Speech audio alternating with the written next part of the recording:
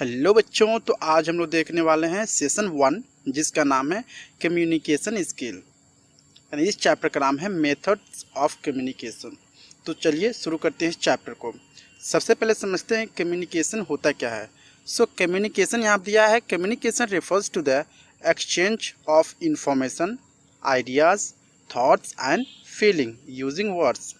यानी अगर आप कुछ सोच रहे हो अपने दिमाग में, या कुछ आपके दिमाग में आइडियाज़ चल रहे हैं, या कुछ फीलिंग्स है, उसको वर्ड के थ्रू आप कहना चाहते हो किसी दूसरे इंसान से, तो इसी को हम लोग कहते हैं कम्युनिकेशन। ठीक है। अब कम्युनिकेशन के मेथड क्या होते हैं, कितने तरह के कम्युनिकेशन होते हैं, अब देखते हैं। कम्युनिकेशंस के मेथड बहुत ढेर सारे मेथड्स होते हैं। ठीक है, जैसे देखते हैं, द मीडियम ऑफ कम्युनिकेशंस और a channel of communications play an equally important role in communication. The selection of the suitable media of communication such as voice, written words, visual like graphs, charts, gesture etc. make communication simple. यानी अगर हमें बात करना है किसी इंसान से तो पहली बात क्या कर सकते हैं, हम लोग बोल के उसको बात कर सकते हैं। दूसरी चीज़, हम लोग रिटेन यानी राइट करके उससे बात कर सकते हैं, या जो अगला इंसान है वो हमसे बात कर सकता है राइट करके, लिख करके, या तो वो कुछ ग्राफ्स या पिक्चर्स या विजुअल्स का यूज करके हमसे बात कर सकता है। ठीक है, ये 3 तरीके होते हैं बात करने के, कम्युनिकेशंस के जरिया हैं। ठीक है। यहाँ पे बांटा गया, पहला है वर्बल कम्युनिकेशन। वर्बल कम्युनिकेशन क्या होता है, ऐसा कम्युनिकेशन जिससे हम लोग क्या करते हैं, बोल कर बात करते हैं किसी दूसरे इंसान से। अब डिफिनीसन देखते हैं तब क्लियर हो जाएगा। The word verbal means relating to और in the form of words. Verbal का मतलब होता है कि आप एक वर्ड के फॉर्म में किसी से कहकर बातें करते हो। When communication take place with the help of word spoken और रिटेन। अगर आप किसी इंसान से बात कर रहे हो बोलकर या लिखकर, तो उसको बोलेंगे वर्बल कम्युनिकेशन। ठीक है। जैसे इंग्लिश हो गया, हिंदी हो गया, तमिल, पंजाबी, ये सारे क्या हैं, लैंग्वेज हैं। और इस लैंग्वेज का यूज करके हम लोग क्या कर सकते हैं, डिफरेंट तरह के लोगों से या डिफरेंट सिटीज़ या डिफरेंट एरिया के लोगों से बातें कर सकते हैं। ठीक है। वर्बल कम्युनिकेशन का मतलब यही होता है कि ऐसा कम्युनिकेशन जिसमें हम लोग वर्ड यानी बोलकर किसी दूसरे इंसान से बातें करते हैं, उसको बोलते हैं वर्बल कम्युनिकेशन। चलिए आगे बढ़ते हैं। दूसरा है रिटेन कम्युनिकेशन। नाम से ही पता चल रहा है, रिटेन मतलब कि लिखकर बातें करना किसी दूसरे से, या लिखकर किसी भी चीज़ को समझाना किसी दूसरे पर्सन को। इसका डिफिनीशन देखते हैं।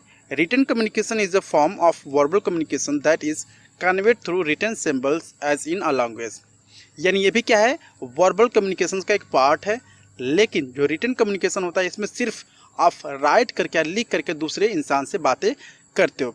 जैसे कोई ईमेल हो गया, किसी कंपनी में आप अप्लाई कर रहे हो किसी जॉब के लिए, तो सबसे पहले क्या करोगे, ईमेल लिखोगे, या आपका रिज्यूम होगा तो रिज्यूम पे क्या होता है, लिखा होता है आपका डिटेल्स पूरा, कि आपने कितना तक पढ़ा है, या आपके अंदर क्या क्या स्किल्स हैं, या आपके अंदर क्या क्या एक्सपर्टीज़ हैं। टेक्स्ट चैट्स यानी व्हाट्सएप पे बात करते हो ना, तो वो क्या एक्चुअली में वो भी हो सकता है रिटन कम्युनिकेशन। अगर सिर्फ आप लिख कर चैट करके बातें करते हो तो उसको बोलते हैं रिटन कम्युनिकेशन, ये एसएमएस के थ्रू। तो ये जरिया है रिटन कम्युनिकेशन करने का। तो हमने समझा कि रिटन कम्युनिकेशन का मतलब कि ऐसा कम्युनिकेशन जो हम लोग लिख कर बातें करते हैं किसी दूसरे इंसान से, तो उसको बोलते हैं written communication.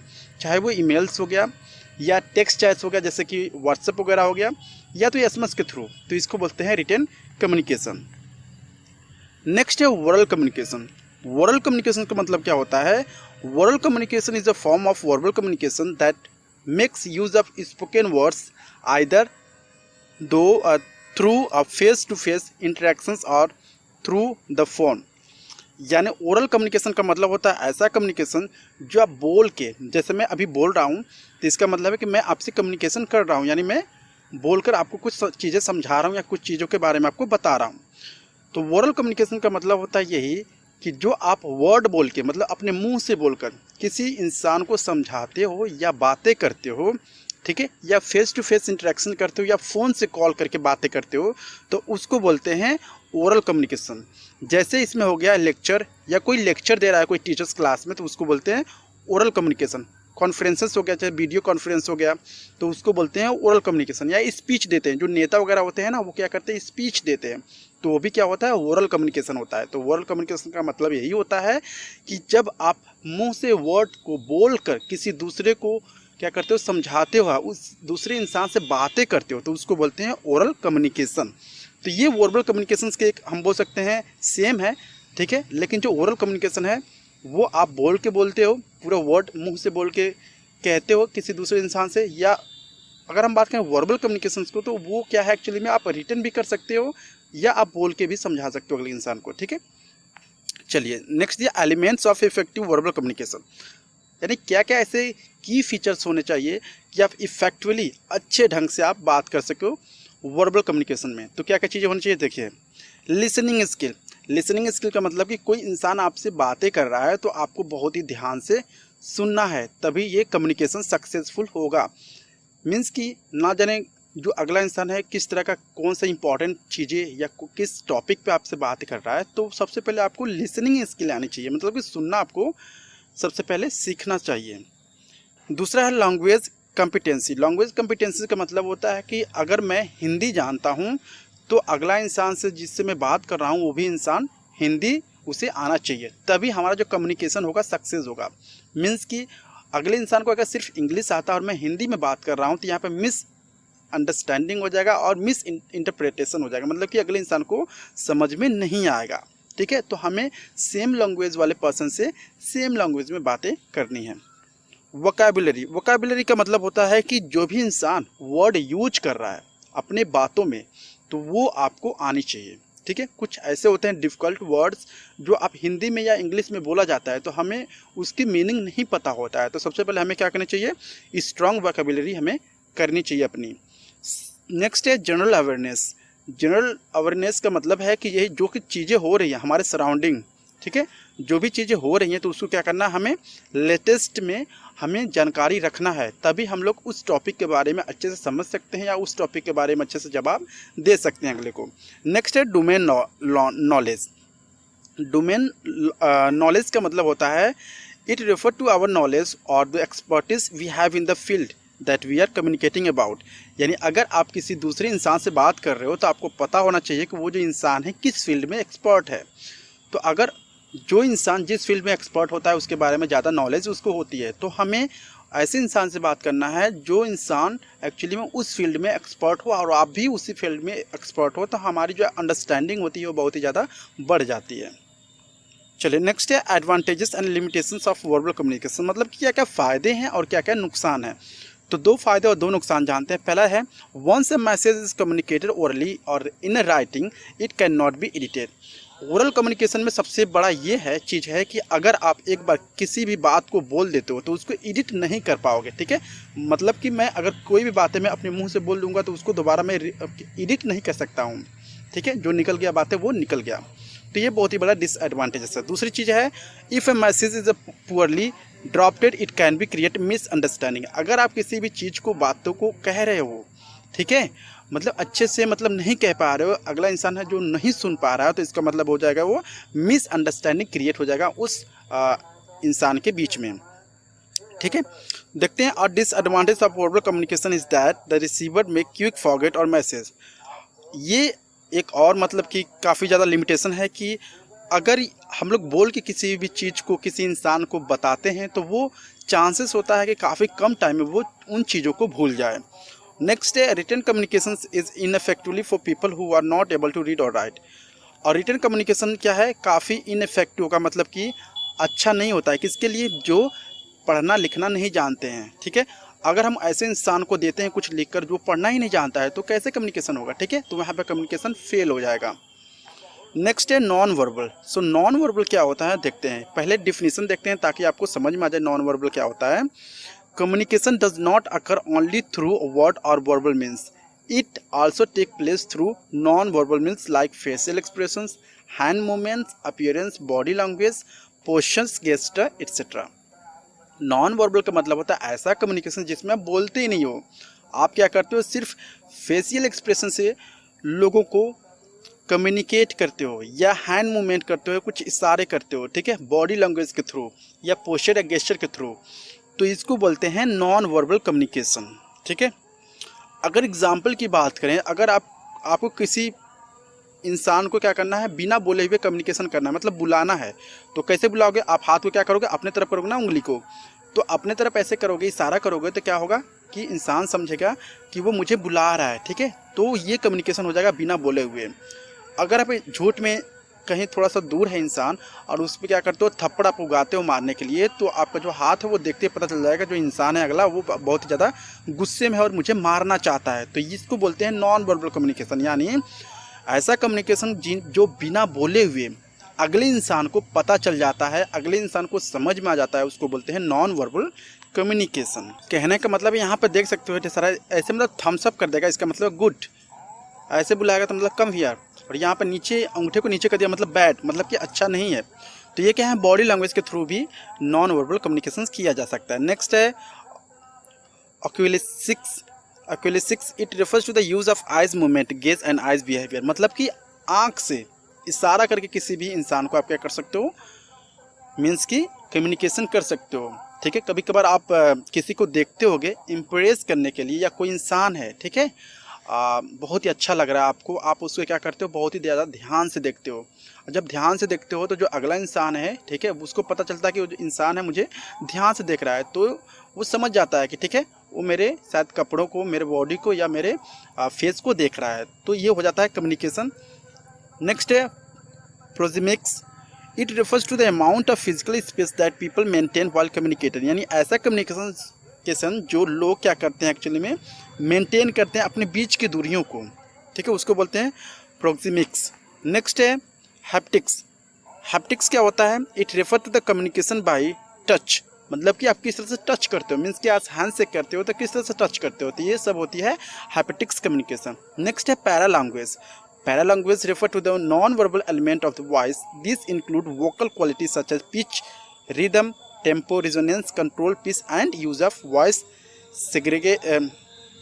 segregates such as ठीक है, मतलब कि एक तरह का ऐसा लैंग्वेज जो आप क्या करते हो, आपके टोन से पता चलता है कि आप गुस्से में हो या आप शांत हो, ठीक है। कोई इंसान अगर गुस्सा में होता है तो इसका मतलब वो बहुत ही ज़्यादा चिल्ला कर बोलता है, उसकी जो वॉइस होती है बहुत ही ज़्यादा लाउड होती है। जो प्यार से बोलता है, ठीक है, मेरी तरह, तो वो बहुत ही आराम से पीस होके बोलता है, ठीक है। नेक्स्ट है क्रोनेमिक्स। क्रोनेमिक्स क्या होता है, it refers to the use of time in communication, मतलब कि आप कितने टाइम कम्युनिकेशन कर रहे हो अगले इंसान से, उसको बोलते हैं क्रोनेमिक्स। नेक्स्ट है chromatics. Communication of message through the use of colours is called chromatics, यानी ऐसा कम्युनिकेशन जो आप कलर का यूज करके कर रहे हो दो इंसान के बीच में, तो उसको बोलते हैं क्रोमैटिक्स। नेक्स्ट है olfactics. It refers to the non verbal communication through scent and smells, यानी ऐसा कम्युनिकेशन जो सेंट या स्मेल से हमें पता चलता है, उसको बोलते हैं ऑल्फैक्टिक्स। मतलब कि अगर कोई अच्छा सा परफ्यूम लगा के आता है, ठीक है, और वो आपके पास से गुजरता है, तो आपको पता चल जाता है कि जो इंसान है बहुत ही अच्छा परफ्यूम लगाया हुआ है। तो ये क्या होता है, एक तरह से कम्युनिकेशन हो जाता है, आपको पता चल जाता है, ठीक है, बिना बताए हुए उस इंसान को कि आपने कुछ परफ्यूम वगैरह लगाया, इसलिए कुछ सेंट या स्मेल आता है, ठीक है। तो ये होता है ऑल्फैक्टिक्स। चलिए आगे बढ़ते हैं। नेक्स्ट है advantages and limitation of non verbal communication, यानी क्या क्या एडवांटेजेस हैं, लिमिटेशंस हैं नॉन वर्बल कम्युनिकेशंस के। तो पहला देखते हैं, non verbal communication is the quite vague and imprecise the meaning of non verbal cues varieties not only by culture and context but the degree of intention as well. यहाँ क्या होता है actually में, नॉन वर्बल में होता है actually में कि कहीं कहीं पे हम जो चीज़ें कर रहे होते हैं वो सही होता है हमारे लिए, ठीक है, बट किसी दूसरे इंसान मतलब दूसरे जगह दूसरे कंट्री में वो जो चीज़ें करोगे आप अपने बॉडी लैंग्वेज के थ्रू या कुछ इशारा वगैरह करोगे तो वो गलत होता है। नेक्स्ट है, in non verbal communications long conversations and necessary explanations are not possible. अब नॉन वर्बल मतलब बिना बोले हुए अगर आप बातें करते हो किसी दूसरे से तो वो ज़्यादा टाइम तक आप नहीं कर पाओगे, ठीक है, लंबा कन्वर्सेशन नहीं हो पाएगा इससे। नेक्स्ट है, non verbal communication is culturally influenced gestures seen as possible in the one culture like the thumbs up gesture in USA may be seen as options in another culture. अगर USA है या India आप Thums up कर रहे हो तो इसका मतलब गुड, लेकिन कहीं दूसरे कंट्री पर आप थम्स अप कर रहे हो तो इसका मतलब बहुत ही ज़्यादा बैड भी हो सकता है, ठीक है, ये गारंटी नहीं है। समटाइम नॉन वर्बल कम्युनिकेशन में बिकम डिफिकल्ट टू अंडरस्टैंड। कभी कभार क्या होता है, अगर आप बोल के कम्युनिकेशन नहीं करते तो बहुत डिफिकल्ट होता है समझने में, ठीक है। तो ये जो चीज़ें हैं वो है लिमिटेशंस एंड डिसएडवांटेजेस। नेक्स्ट है विजुअल कम्युनिकेशन। विजुअल से ही पता चल रहा है कि देखकर कोई पोस्टर है, कोई स्लाइड शो है या पिक्चर है, इमेज है, उसको देखकर आप समझ पा रहे हो कि वो जो पिक्चर है हमसे क्या कहना चाह रहा है या इस पिक्चर में हमें क्या समझाने की कोशिश की जा रही है, तो उसको बोलते हैं विजुअल कम्युनिकेशन, ठीक है। सो विजुअल कम्युनिकेशन का डिफिनीशन पढ़ते हैं, इसके बाद से आपको समझ में आ जाएगा कि एक्चुअली में होता क्या है। विजुअल कम्युनिकेशन या ग्राफिक कम्युनिकेशन भी कहा जाता है इसको, ठीक है। Is the third most important method of communication. ये तीसरे नंबर पर आता है सबसे मोस्ट इंपॉर्टेंट कम्युनिकेशन में, ठीक है। क्योंकि अगर कोई पिक्चर के थ्रू, ग्राफ के थ्रू हमें कुछ चीज़ों के बारे में समझाया जाता है तो हमें अच्छे से समझ में आता है। It can be defined as the transmission of information and ideas using signs, symbols, photographs, tables, images, drawings, videos and animations. यानी ऐसे कम्युनिकेशन जो हमें समझाया जाता है, जैसे पिक्चर का यूज करके, इमेज का यूज करके, आइडियाज़, साइन, सिंबल, फोटोग्राफ्स का यूज करके, वीडियोज़, एनिमेशंस के थ्रू हमें समझाया जाता है किसी टॉपिक के बारे में, किसी भी चीज़ के बारे में, तो उसको बोलते हैं विजुअल कम्युनिकेशन। नेक्स्ट देखते हैं, दिया है एलिमेंट ऑफ विजुअल कम्युनिकेशन। मतलब क्या क्या एलिमेंट्स होते हैं विजुअल कम्युनिकेशन। तो पहला होता है कलर, मीन्स कि जो पिक्चर होते हैं वो तो कलर से बने होते हैं, ठीक है। देखते हैं, selecting visually appealing colours not only makes a message more readable, it can reinforce और even evoke the response you are trying to achieve. Colours का मतलब कि अगर यहाँ पे जो कलर है ना टेक्स्ट का, वो क्या है, ब्लैक है। अगर ये जो कलर रेड होता तो हमें और अच्छा लगता पढ़ने में। मतलब कि ये बहुत ही ज़्यादा प्रभावित करता है हमें। अगर कुछ लिखा हुआ है और वो कलरफुल है तो बहुत ही अच्छा लगता है हमें देखने में, और हम लोग थोड़ा सा ज़्यादा क्या होते हैं, एक्साइटेड होते हैं उसको पढ़ने के लिए अच्छे से। नेक्स्ट है टाइपोग्राफी। टाइपोग्राफी क्या होता है, व्हेन द टाइपोग्राफी और font is pleasing to eyes. यानी ऐसा कोई फॉन्ट, यानी ऐसा कुछ लिखा हुआ है जो आपको बहुत ही प्यारा लग रहा है, बहुत ही डिफरेंट फॉन्ट में लिखा हुआ है और बहुत ही ज़्यादा प्यारा लग रहा है, तो उसको बोलते हैं टाइपोग्राफी। नेक्स्ट है इमेजरी। इमेजरी क्या है, use customize image for the better impact. यानी ऐसा इमेज यूज करना आपको समझाने के लिए जो बहुत ही बेटर होता है, साफ़ सुथरा होता है, HD क्वालिटी होती है, तो हमें बहुत ही अच्छा लगता है देखने में, और हमारा थोड़ा सा एक्साइटमेंट भी बढ़ता है। एक्साइटेड होते हैं हम लोग कि उसको अच्छे से देखें और अच्छे से समझें। नेक्स्ट है कंटेंट।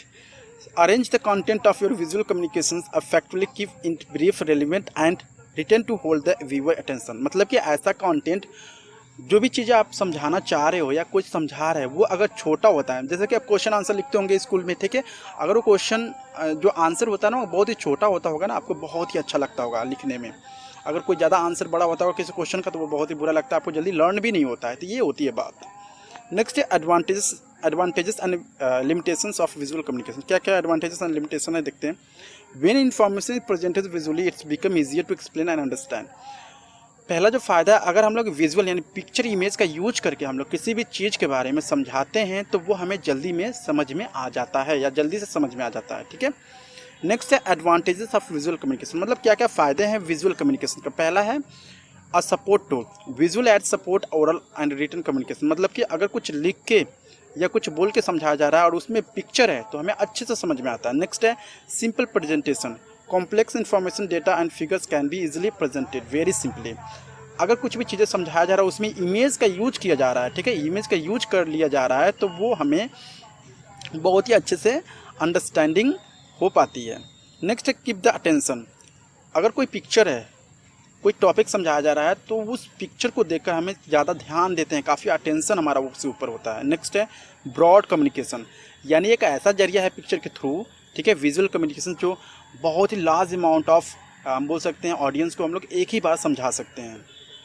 नेक्स्ट है लिमिटेशन ऑफ विजुअल कम्युनिकेशन। क्या क्या लिमिटेशन, जैसे कि नॉट कॉस्ट इफेक्टिव। मतलब ये काफ़ी महंगा होता है विजुअल कम्युनिकेशन। मतलब कि अगर पिक्चर वगैरह यूज करेंगे, पिक्चर पोस्टर वगैरह बनवाएंगे तो ये महंगा पड़ता है।